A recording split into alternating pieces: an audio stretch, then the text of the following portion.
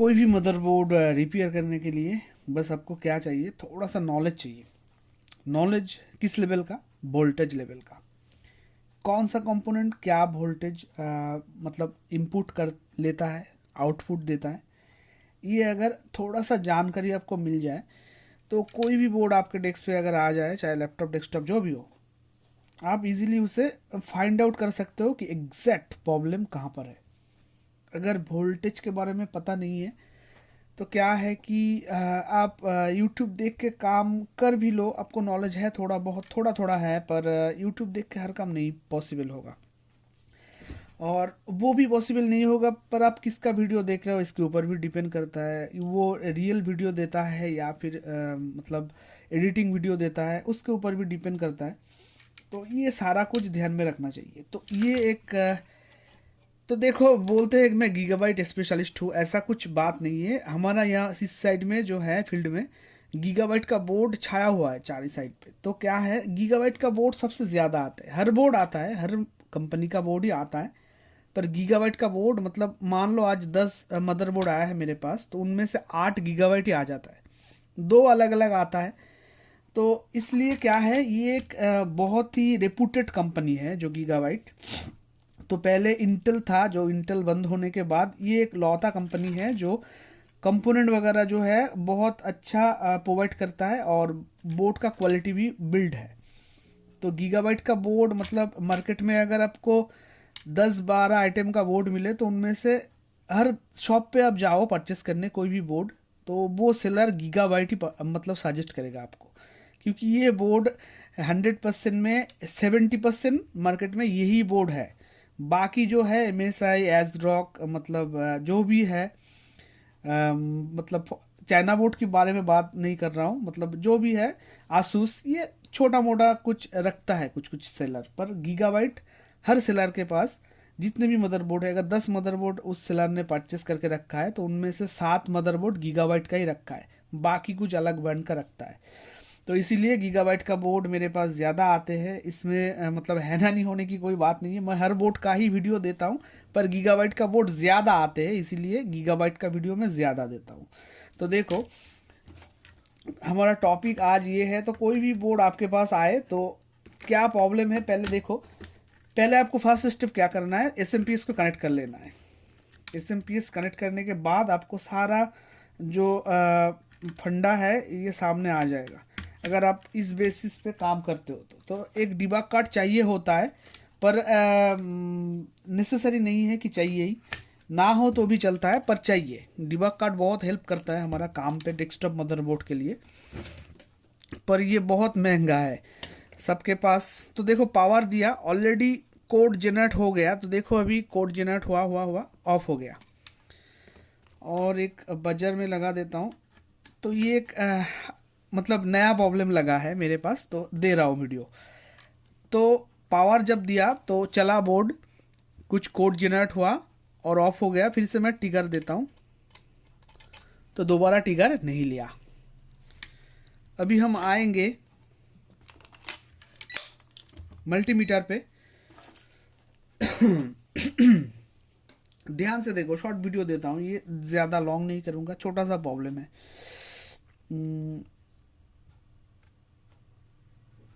तो क्या है कि, सॉरी, ठीक है ना सारा? हाँ। तो पी एस ऑन में कोई भी वोल्टेज नहीं है। ऑफ करता हूँ, एक चीज़ मैं ग्राउंड करता हूँ, ये ब्लॉक प्रॉप को मैंने ग्राउंड कर दिया।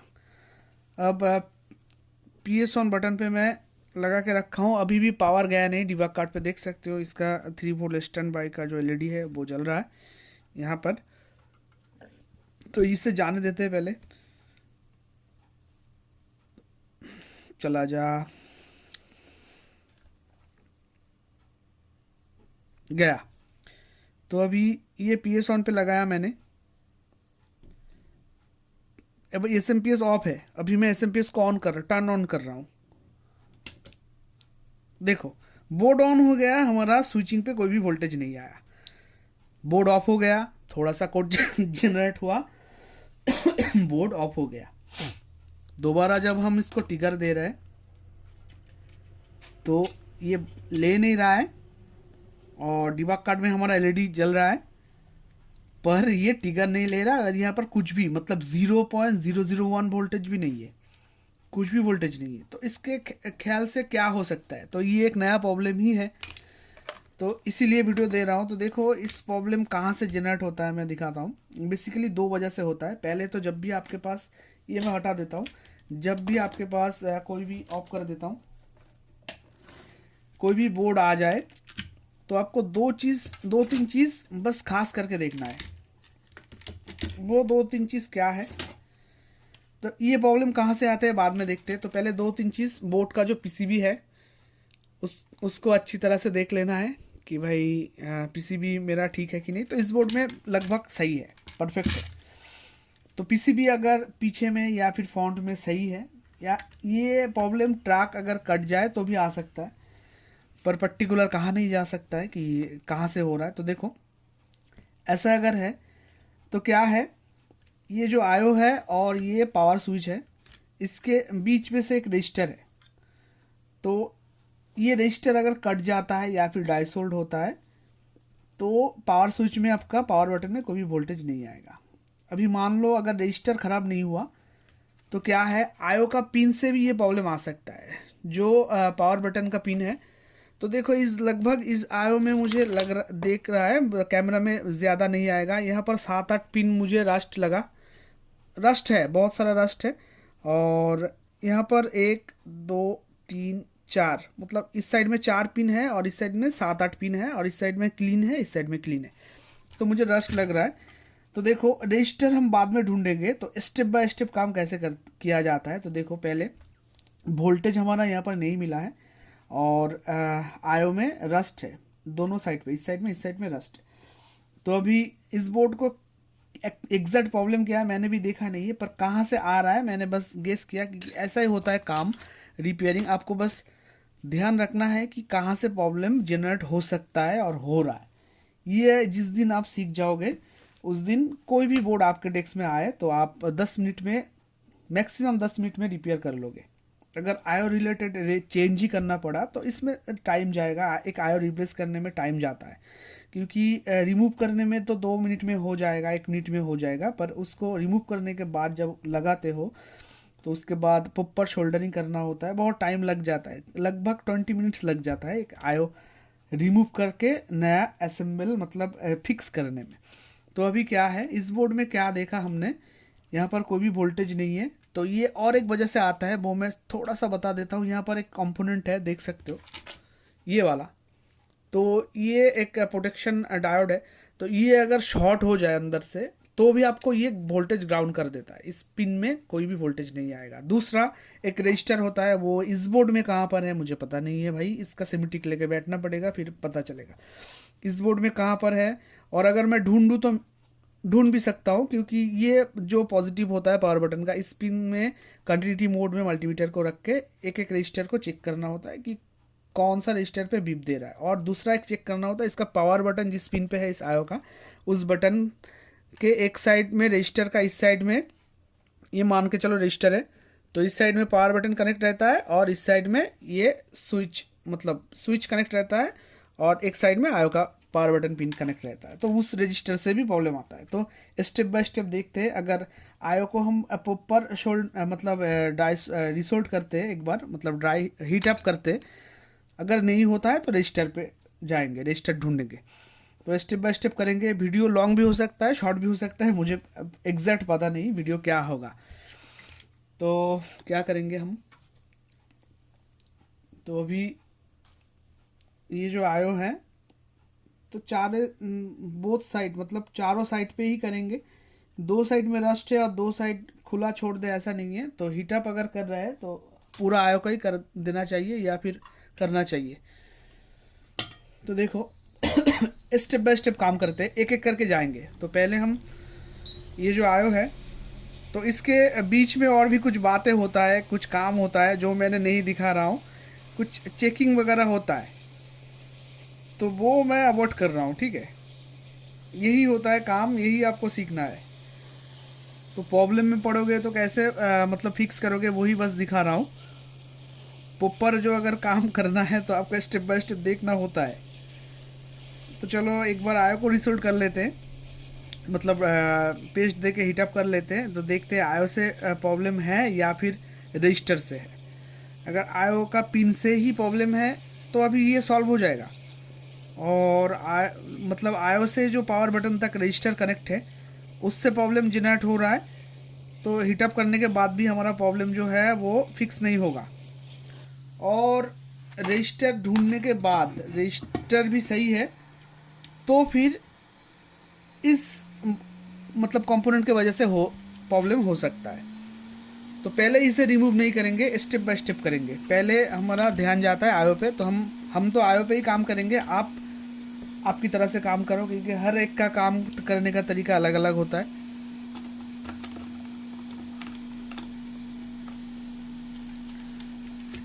तो चलो मैंने आयो को थोड़ा सा पेस्ट डाल के हीटअप किया, ज़्यादा नहीं किया क्योंकि ये आयो क्लीन है ऑलरेडी, पर मुझे दोनों साइड पे कुछ कुछ पिंस जो है ये रस्ट लगा, तो इसके वजह से मैं आयो को क्लीन कर रहा हूँ। ठीक है,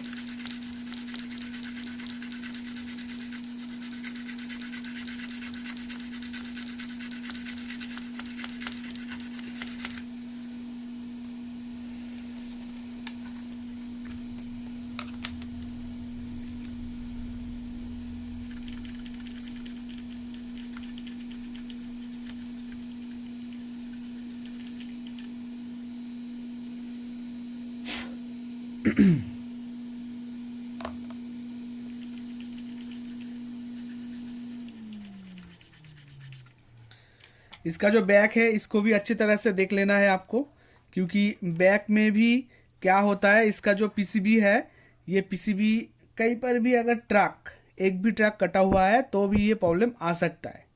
क्योंकि ये चीज़ आपको फॉलो करना है कि भाई हमारा जो बोर्ड में प्रॉब्लम है कोई ट्रैक जलने से या बार्न होने से या फिर कटने से हो रहा है कि नहीं, ये दो चीज़ 3-4 चीज़ आपको देखना है। तो देखो हमने जो है ये जो आयो है इसको थोड़ा सा हीटअप किया, मुझे यहाँ पर लगा कि ये रस्ट है तो मैंने हीटअप कर लिया।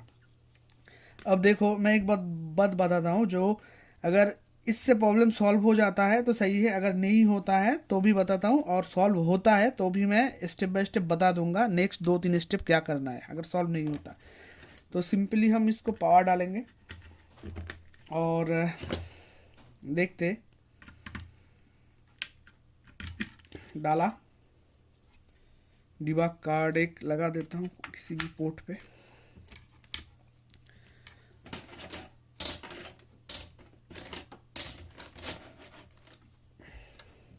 पावर दिया, देखो पीएस ऑन आ चुका है।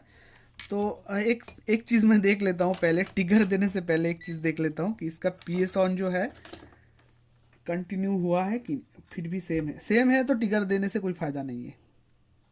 देखो इसका पीएस ऑन 3.40 वोल्ट आ चुका है, तो अब देखते हैं टिगर लेता है कि नहीं। ले लिया, तो डायरेक्टली ऑन नहीं हुआ इस बार बोर्ड हीटअप करने के बाद, और इसका जो ये देखो डिस्प्ले भी आ गया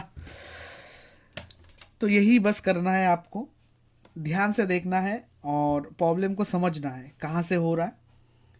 तो मैंने समझा, देखा, तो मुझे लगा आयो से ही हो सकता है, तो मैंने हीटअप किया, बस हीटअप किया और कुछ भी नहीं किया, बोर्ड में कुछ भी नहीं किया, बस पेस्ट डाला, इसको रिफ्लो किया, मतलब थोड़ा सा हीटअप किया। अगर ये काम नहीं बनता तो मैं क्या क्या करता वो 2 स्टेप में बता के जा रहा हूँ। तो पहले एक बार फाइनली देख लेता हूँ कि डिस्प्ले VGA पे भी आउट हो रहा है कि नहीं, उसके बाद मैं 2 स्टेप बताऊँगा कि क्या करना है आपको अगर ऐसा प्रॉब्लम आ जाता है। तो लास्ट में बता रहा हूँ, ये जो मॉडल है ये गीगाबाइट का GA B85M गेमिंग 3, तो ये गेमिंग 3 मतलब गेमिंग 1-2 के बाद ये 3 है, तो इसमें आराम से फ्री फायर भी खेला नहीं जा सकता है, पर कंपनी ने लिख दिया है गेमिंग 3। पर हाँ फ्री फायर खेल सकते हो, पर कभी कभार लैग कर सकता है सिस्टम, तो लिख दिया है कंपनी ने गेमिंग 3 4th जनरेशन का CPU है, और ऑलरेडी इसके साथ i3 4150 का CPU है, तो चल जाएगा फ्री फायर आराम से चल जाएगा, पर कभी कभार लैग हो सकता है।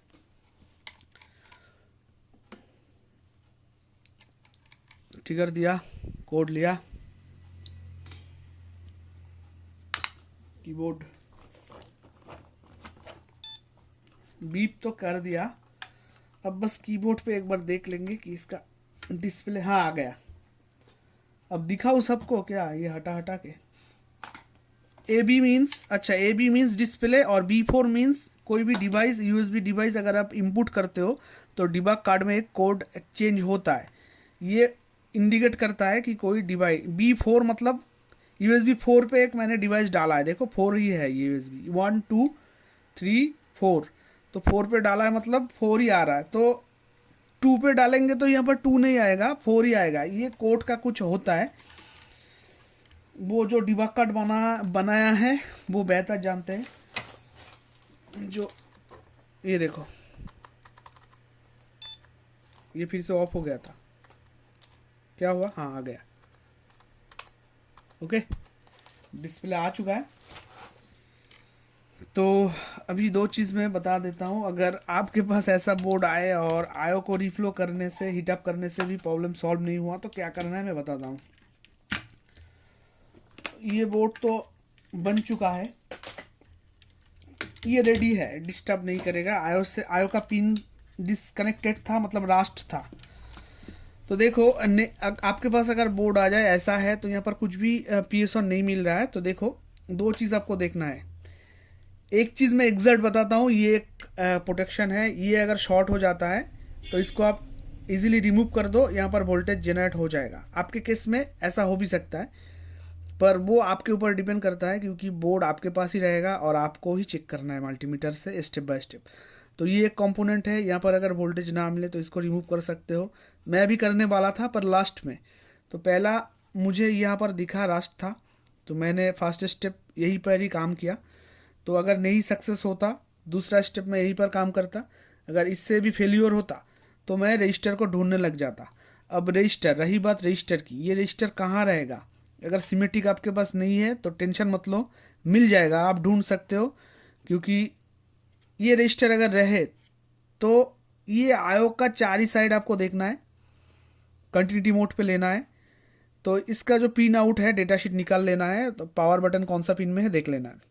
उसके साथ जो रजिस्टर बीप करता है उसी रजिस्टर का दूसरा साइड ये पावर बटन से बीप करेगा, अगर करता है तो वही रजिस्टर है। और रजिस्टर ख़राब हुआ तो भी बीप करेगा, क्योंकि रजिस्टर ख़राब मीन्स क्या है, इसका वैल्यू मैंने पहले ही बता के रखा है, लो या हाई होता है। इसका मतलब ये नहीं है कि बीप नहीं करेगा, तो करेगा। तो मतलब क्या है, वोल्टेज आएगा नहीं, मतलब वैल्यू बढ़ जाएगा तो वोल्टेज आएगा नहीं, पर बीप करेगा। तो ऐसे ही आपको चेक कर लेना है कि आयो फॉल्टी है, रजिस्टर फॉल्टी है, या फिर ये वाला फॉल्टी है। रजिस्टर आपको इस साइड में मिल सकता है, ये आसपास, या फिर पावर बटन के आसपास मिलेगा, बीच में तो कुछ नहीं है, फाका है। यहाँ पर फुटबॉल खेला जा सकता है, एक फुटबॉल खेलने का मतलब इतना जगह है, तो यहाँ पर कुछ भी नहीं है, गार्डन है, तो सारा प्लेयर यहाँ पर है। तो यहाँ पर ही कौन सा प्लेयर है आपको ढूंढना है, और यहाँ पर प्लेयर अगर ना प्रेजेंट है तो प्लेयर यहाँ पर हो सकता है इसके आसपास। तो यही होता है ज़्यादातर बोर्ड में, या तो पावर बटन के आसपास रहता है वो रजिस्टर, या फिर आयो के आसपास रहता है। तो हर एक बोर्ड में अलग अलग जगह पे असाइन होता है। ये बोर्ड जो मतलब आर्किटेक्चर बनाते हैं उसी के हिसाब से होता है। तो हमारा बस में नहीं है ये रजिस्टर कहाँ पे लगाऊं, और हाँ आपके बस में है, हमारा बस पे भी है। वो रजिस्टर ढूंढो, निकालो, एक प्लास्टिक में डालो, दूसरे साइड से दो वायर निकालो, जंपर वायर, एक यहाँ पर डालो एक यहाँ पर डालो। तो उस टाइप के केस में हमारा हाथ पे होता है। तो बोर्ड में अगर लगा रहेगा तो जो बनाया बोर्ड उसी के हाथ पे है, जिसने डिज़ाइन दिया है। तो देखो वीडियो अगर अच्छे लगे, कुछ भी सीखे हो तो एक लाइक करके जाओ। मिलते हैं किसी नेक्स्ट केस स्टडी में। लव यू ऑल, जय हिंद।